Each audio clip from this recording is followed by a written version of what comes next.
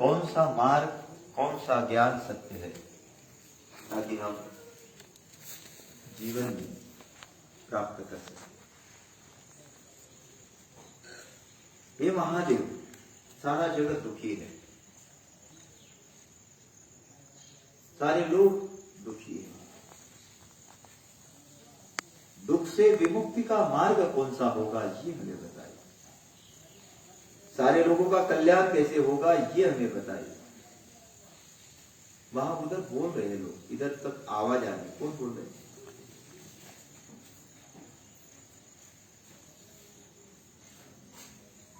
कल्याण का मार्ग कैसे होगा?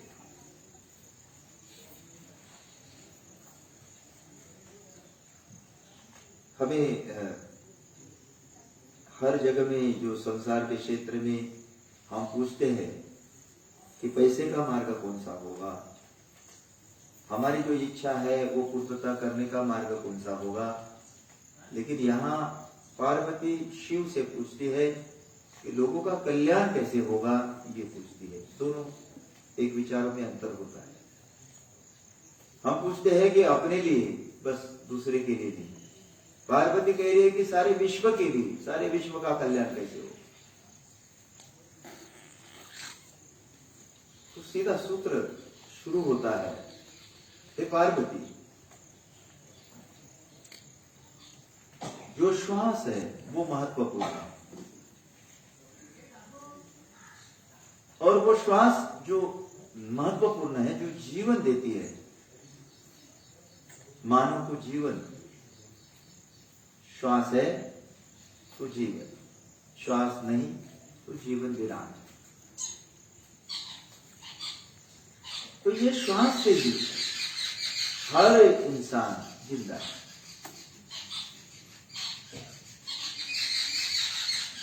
तो इसका सूत्र वेदों में कहा है कि जितना भी सारा जो दिखता है वो परिवर्तनशील। शास्त्र ये कह रहा है, जो भी हम देख रहे हैं ये परिवर्तनशील है, यानी बदलता है। और परिवर्तनशील यानी बदलने वाला जो है वो दुखदायी है, सुखदायी कभी होता है। हम सुख की अपेक्षा कैसे करें? जैसे मुझे धन मिला, धन ज्यादा मिला, संभाला नहीं गया, तब भी प्रॉब्लम। धन ज्यादा है, लालच है, तब भी प्रॉब्लम। धन थोड़ा कम है, तब भी प्रॉब्लम। धन नहीं है, तब भी प्रॉब्लम। तो वो जो सारी जो प्रॉब्लम ही प्रॉब्लम है, मिलने के बाद भी प्रॉब्लम, नहीं है तब भी प्रॉब्लम, क्योंकि वो परिवर्तनशील है, मन का खेल है। और मन के खेल में हम आते हैं। मन का खेल अज्ञान के धारा पर हमारा चलता है, क्योंकि अज्ञान के कारण हम दुखी है। दुख का मूल जो सूत्र है वो अज्ञान है, पैसा नहीं। दुख का मूल जो सूत्र है, किसी ने कुछ बोला है, वो दुख नहीं है, उसके प्रति मेरा अज्ञान है, वो दुख है। और शिव ने कोई देवता की बात नहीं की कि ये देवता का भजन करो तो तुम्हें मिलेगा सुख, या इस मंदिर में जाओ या मस्जिद में जाओ तो तुम्हें सुख मिलेगा, ऐसा कुछ भी नहीं कहा। बड़ी आश्चर्य की बात है। शिव कोई ब्रह्मा की या विष्णु की बात नहीं कर रहे। शिव तो बिल्कुल अलग ही बात कर रहे हैं, और वो भी मुक्ति के लिए। बड़ा अजब दर्शन है। हमें तो अभी तक बताया कि भगवान का मंदिर बिल्कुल कैलाश के पर्वत पर, कई मंदिर में भगवान तो वहां मिलते हैं। हमारा देखने का ढंग कहां गलत हो रहा है ये नहीं समझ में आ रहा। शिव तो सूत्र दूसरा बता रहा है, और हम दूसरे सूत्र को ले रहे हैं व्यक्ति के रूप में। और व्यक्ति के रूप में लेने के कारण हम सत्य तक नहीं पहुंच पाए। आपने देखा होगा, आपका कोरोना काल जब था तो जो भी आपने मंदिर बनवाए, तीर्थ बनवाए, जितने भी सारे पंथ और संप्रदायों में जितने सारे बनवाए वो सारे बंद हुए। वो कहां गए वो पता नहीं, लेकिन आप थे, वो अंदर थे लेकिन आप बाहर थे। सत्य क्या है ये हमें पता नहीं अभी भी। तो हे देवी, पार्वती नहीं कह रही या पत्नी नहीं कह रही अपनी, उसको संबोधन करे हे देवी। जो श्वास आती है और श्वास जाती है, इसी से ही मानव का कल्याण हो। सीधा सूत्र बताया।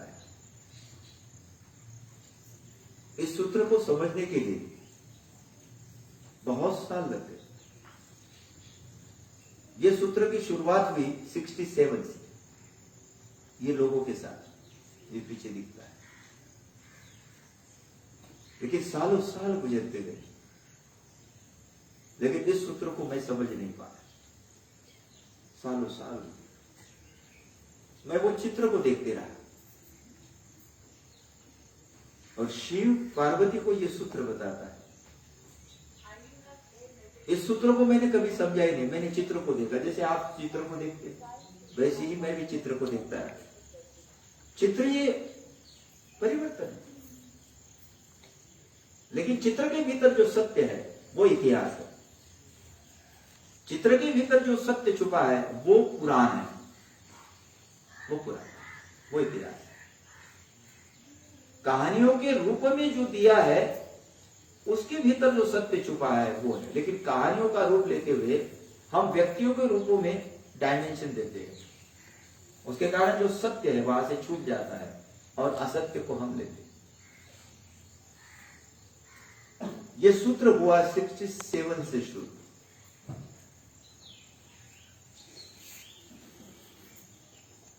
जहां से हम रहते थे वहां से शुरू होता है। इसकी खोज के लिए हम आगे गए, लेकिन सूत्र हमारे हाथ में नहीं आया। आपने देखा होगा कि आपके अपने जीवन में आपने बहुत साधनाएं की,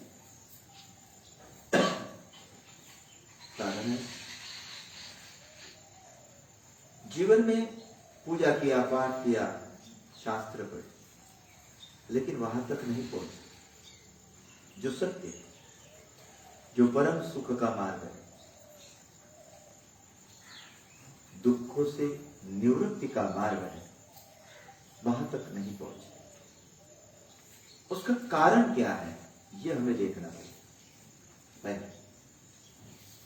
हमारे जीवन में दुख है लेकिन अभी तक निवृत्त नहीं हुआ है, इसका कारण हमें देखना पड़ता है। और मूल जो रूट जो है वो कारण जब मिलेगा तभी हम इसका उपाय ढूंढ पाएंगे। जैसे डॉक्टर है, बीमारी कहां से पैदा हुई, डॉक्टर ये जानेगा कि मूल बीमारी कहां से पैदा हुई, तभी वो दवाई दे सकेगा, अन्य तो दवाई लागू नहीं हो।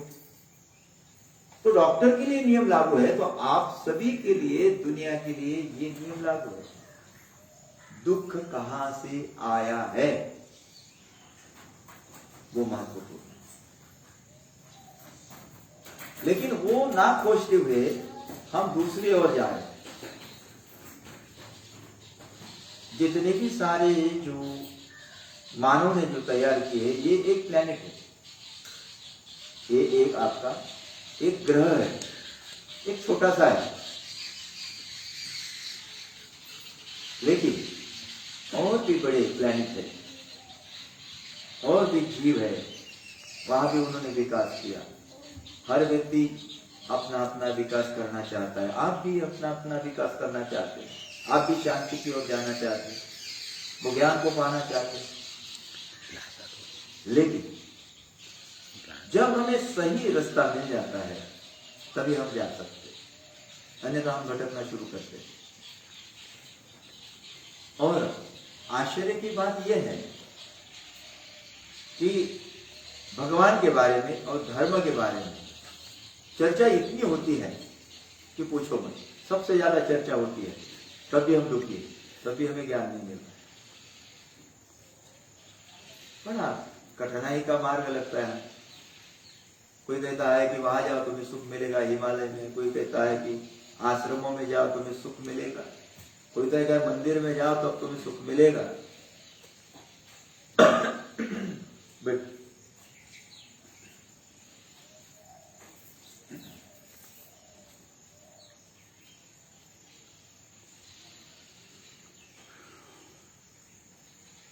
आपने देखा होगा कि आपको कभी कोई बीमारी होना है तो बीमारी होने के बाद हर कोई व्यक्ति बीमारी का दवाई बताता है, तो दवाई लेते लेते बीमार चला जाएगा लेकिन बताने वाला वैसा ही रहेगा।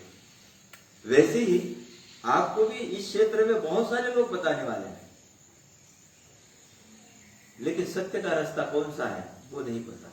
तुम मेरे संप्रदाय में आओ, तुम मेरा धर्म स्वीकार, तो दुनिया में तुम्हें राहत मिलेगी, सुख शांति मिलेगी।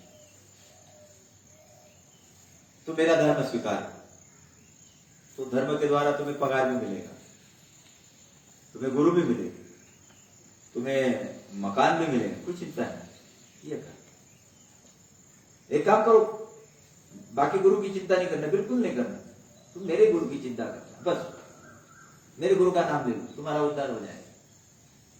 ये काम कि बिल्कुल किसी के मंदिर में नहीं जाना, कोई दूसरा हो रहा मंदिर में नहीं जाना, तुम जाओगे तो पाप लगेगा, किसी के घर में जाओगे तो पाप लगेगा, बिल्कुल नहीं, क्योंकि वो दूसरे का भक्त है, तुम्हारे भक्त हो, तुम्हारे देवता के, तो तुम्हारी देवता नाराज हो जाएगी, शापित करेगी, बिल्कुल नहीं जाना। डर, सबसे बड़ा डर ही पाप करता है।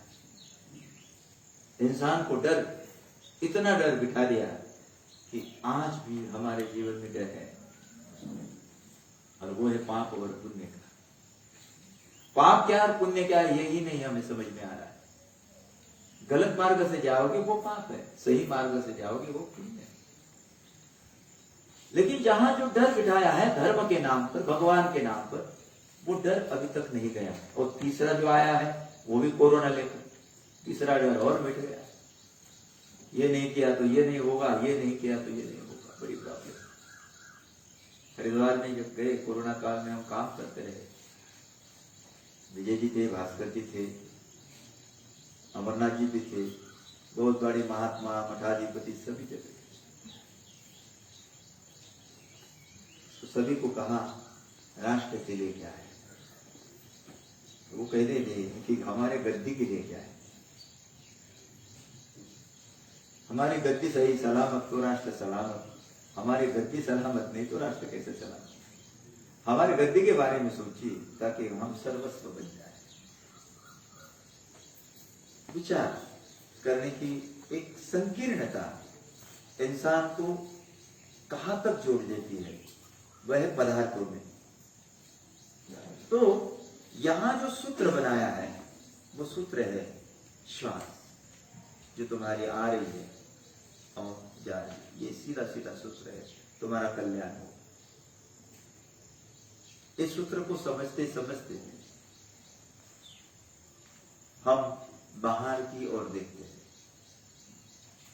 जितना भी सारा जो हम भगवान का श्रृंगार करते हैं तो वो प्रतीक है हमें समझने की। टीका लगाते हैं, पूजा करते हैं, वो प्रतीक है, लेकिन सत्य तो आपके भीतर है। जैसे ये ऐसा चिन्ह है, हा?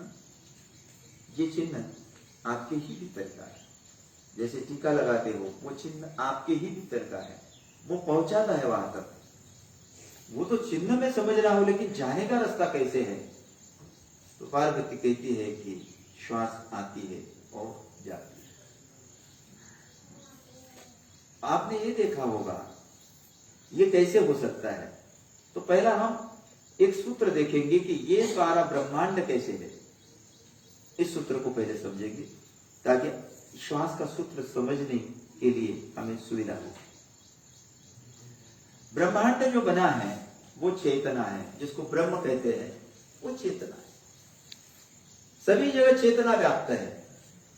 चेतना नहीं है तो इसकी वैल्यू नहीं है। ये शरीर की भी वैल्यू नहीं, किसी वस्तु की भी वैल्यू नहीं, यानी सभी में चेतना है। चेतना के कारण विकास है, आपके कारण नहीं। व्यक्ति के कारण विकास नहीं, व्यक्ति के विचारों के कारण विकास है, ये ध्यान रखें। हम भूल गए, हम क्या कहते हैं व्यक्ति के कारण विकास है ना। व्यक्ति का जो विचार होता है उस विचारों के द्वारा विकास होता है। दुनिया में इतना ध्यान रखें। बस हमारा सूत्र यहां बदल जाता है, हम व्यक्तियों को प्राधान्य देते हैं, विचारों को नहीं। इसीलिए हम लड़ाई करते हैं, झगड़ते हैं और युद्ध के स्तर पर आकर हम ही अपने देश का विनाश करते हैं। जितना भी सारा जो प्रगति होना चाहिए वो प्रगति नहीं होती, वही रुक जाती। इसके कारण विचार नहीं है, वह विनाश है। विचार है, वह प्रगति है। अभी अभी सुबह सुबह शक्तिपीठ से आया, तो शक्तिपीठ से आने के बाद फिर लोग बाहर जमा कहा कि गुरु पूजन है, पहले आने दो, पैर बोलो, फिर टीका लगाओ, आरती करो। मैंने कहा कि आप देखो, पैर मैं धो लूंगा, चिंता मत करो। आप इकट्ठा हुए हो, आपने भूत शुद्धि क्रिया का ट्रेनिंग लिया? ट्रेनिंग नहीं लिया ना, तो फिर यहां क्यों जमाओ? प्रैक्टिस करो, अभ्यास करो। आप 5-6 लोग यहां व्यक्ति ये हो, एक व्यक्ति के पीछे हो। हम चाहते हैं कि आप राष्ट्र की पूजा करो, राष्ट्र के प्रति करो। दो चीजें बिल्कुल अलग है। जब व्यक्ति को लेके वहां समूह पैदा होता है, वहां एक संप्रदाय का रूप लेता है। और जब राष्ट्र को लेके हम सभी जम जाते हैं, तो वहां संप्रदाय का रूप नहीं लेते, वहां समन्वय का रूप लेता है। दोनों में बहुत अंतर है। व्यक्ति कोई गुरु नहीं है, व्यक्ति कोई भगवान भी नहीं है, तत्व गुरु है। और उस तत्व की हम पूजा करते हैं, वो लोगों के भीतर जो एक प्रतीक का रूप है, वो आपके भीतर का स्वरूप है, आपके भीतर। पहले जो सूत्र दिया है, उस सूत्र को समझने के पहले पीछे के सूत्र को हम समझें, जो 67 में मिला। यह सूत्र ऐसा है कि दो, इसको राजहंस बोलते हैं। ये राजहंस कैलाश पर्वत पर होते हैं, हंस यादे के होते हैं। तो ये दो राजहंस इस प्रकार है। ये कैसे हो सकता है? तो आपका जो पहला जो सूत्र जो है, जिसको आप ब्रह्मा कहते हो, विष्णु कहते हो, शिव कहते हो, इलेक्ट्रॉन न्यूट्रॉन प्रोटॉन कहते हो, जो भी सारी जो चीजें है, वह है यहां मेंडुला, जिसका ऑपरेशन नहीं होता है। इसको नाभि बोलते हैं। जितना भी सारा जो क्रिएशन जो शरीर में होता है, वो एनर्जी का यहां से होता है। यहां से होने के बाद आपके शरीर के भीतर जो एनर्जी जो फ्लो होता है, वो है थर्ड आई, वहां होता है और सीधा उसको कांटेक्ट करता है एनर्जी। नेचर का जो सिद्धांत है यहां से शुरू होता है आपसे। लेकिन इस नेचर के सिद्धांतों को पहले हमें समझना पड़ेगा, हमारा शरीर का सिद्धांत क्या है। तो सूत्र है, चेतना से क्या हुआ? क्या बना चेतना से? 3 गुण। चेतना में कोई क्रिएशन नहीं, उस सत्ता के कारण वो चीजें हुई। जैसे सूरज का प्रकाश है, प्रकाश के द्वारा जीवन है, प्रकाश नहीं है तो जीवन नहीं है। तो सूरज कुछ कर नहीं रहा है, सूरज की उपस्थिति है, सूरज की उपस्थिति के कारण ये क्रिया हो रही है। किरणों में वेट है, सूरज में नहीं। किरणें जो आ रही है हमारे पास, वो वेट है। सूरज एक ही जगह है, वो गतिमान नहीं है। वैसा ही चेतना, वो गतिमान नहीं है। गतिमान है तो समाप्त है। तो वो चेतना जिसको आत्मा बोलते हो, जिसको भगवान बोलते हो, जिसको परमात्मा बोलते हो, जो भी है, उसको खोजने के लिए हम निकलते। तो इस सूत्र को समझने के लिए हमें 3 गुणों में जाना पड़ेगा। सत्व, रज और तम, ये 3 गुण के द्वारा सारी प्रकृति निर्माण, सारा ब्रह्मांड निर्माण है। और आप भी इसी 3 गुणों से निर्माण है। आप केवल यहां से नहीं हो, पूरे ब्रह्मांड से नियोजन है आपका पूरी तरह। आप देखना चाहोगे तो डीएनए प्रोसेस में आप चेक कर लीजिए तो आपको पता लग जाएगा। जितनी सारी आपने यात्राएं की, कुछ भी है, ये सारा डीएनए में आएगा, आपको रिकॉर्ड मिलेगा। मशीनें भी है, कोई चिंता मत, चेक कर सकते। तो 3 गुण क्या है? पहला है समझो तम। तो तम में निष्क्रिय होता है, खाओ पियो सो, कुछ करना है, क्या करना है। जैसे आप यहां से घर में जाओगे, क्या करना है? ध्यान। क्या करना है? बुद्धि शुद्धि करने दो दूसरे को, कोई लेना देना नहीं। मैं तो सोता हूं भैया, तू कर ले। क्रियासत यानी अटैचमेंट होगा आपका, जहां है